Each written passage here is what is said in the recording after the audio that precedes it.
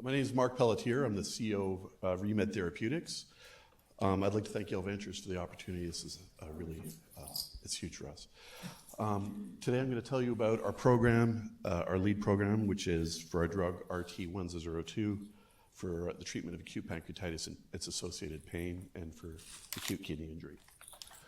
So here's the problem. With millions of untreated patients, why are there no FDA-approved drugs for acute pancreatitis and acute kidney injury?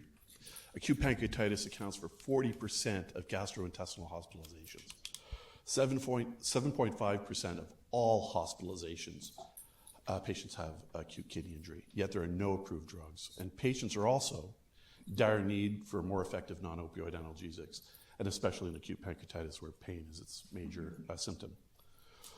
Our solution is we have new classes of drugs for acute pancreatitis and its associated pain, and for acute kidney injury. It's based on an entirely new pathway called the renalase pathway, which was discovered by Yale's Gary Desir, who's the chairman of medicine here. We have strong IP. Our patent portfolio will extend to 2041 with 5-year PTE. And what our drug does is it blunts cell damage and inflammation, promotes tissue repair in both acute pancreatitis and acute kidney injury, but also has non-opioid analgesic properties. We're currently doing the IND studies right now. We anticipate being into the phase 1 in 2026, and what's really exciting about this phase 1 is we're going to be doing a phase 1 with endpoints, a proof of mechanism and proof of concept for pain and inflammation, giving us an early exit opportunity in 2026. Our go-to-market strategy really is to tackle pain, start tight and go broad. We're going to start with pain and then move on to post-ERCP acute pancreatitis in the phase 2.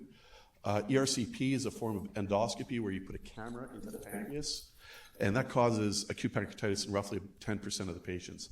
But it's a very tight clinical model. So when you're doing your phase 2 POC on acute pancreatitis, that'll be really helpful. Then we're going to move on to broader pain indications and acute pancreatitis indications, and then do a fast follow-on for acute kidney injury. The market capture alone for our drug for acute pancreatitis alone is $1.5 billion a year, and it would be 10 times that for acute kidney injury. This slide shows you our use of funds, timeline, and our major inflection points. And I'd like you to focus on the light blue line here. So again, for RT-1002, we'll be doing a POC, proof of mechanism, proof of concept in pain, starting in the SAD, a part of the study. So that will really advance our potential for return on investment. And if Reed is in the room, the oncology is what we talked about. We're the pancreas company here at Yale.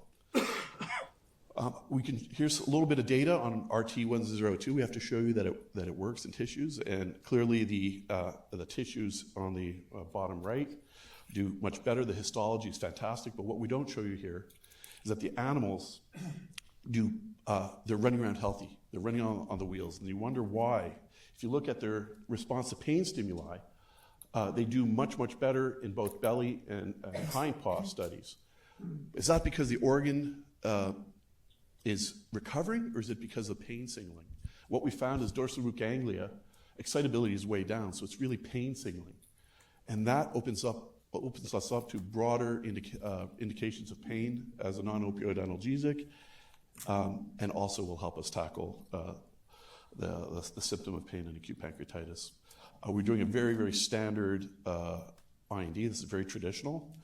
And our phase 1 trial study, we're going to be doing safety, endpoints of safety and pharmacokinetics, but we'll also do a pain assessment in the SAD and inflammation in the MAD. We have an excellent team of seasoned pharma executives and the top Yale clinicians in this space. Probably the best team this side of the Mississippi or the Quinnipiac. Anyway, thank you.